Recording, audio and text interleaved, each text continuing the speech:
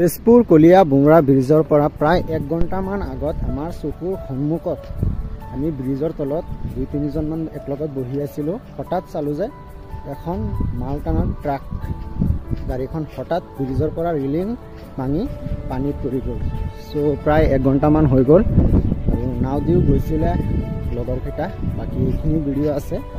এতিয়া বহুত মানুহ আহিছে আৰু গাড়ীৰ ভিতৰত মানুহ আছিল নে নাই সেইটো ক'ব নোৱাৰোঁ, সঠিক ক'ব নোৱাৰোঁ, কিন্তু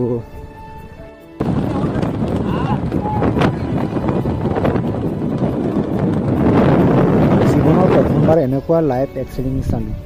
হঠাৎ ব্ৰিজৰ পৰা চাউণ্ড আহিলে আৰু আমি ব্ৰিজৰ তলতেই আছিলোঁ।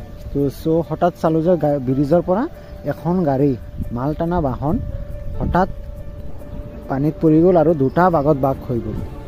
চ' খুবেই বেয়া লগা আৰু প্ৰায় 2-2.5 ঘণ্টামান চেষ্টা কৰাৰ পিছত গাড়ীৰ কেবিনখন কাটি এজন মানুহ মানে ড্ৰাইভাৰ মৃত্যুদেহখন উঠাই আনিলে, উদ্ধাৰ কৰিলে।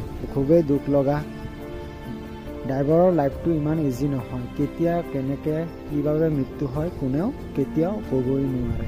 বহুত দুখ লগা। চাওক ব্ৰিজখনত উঠাই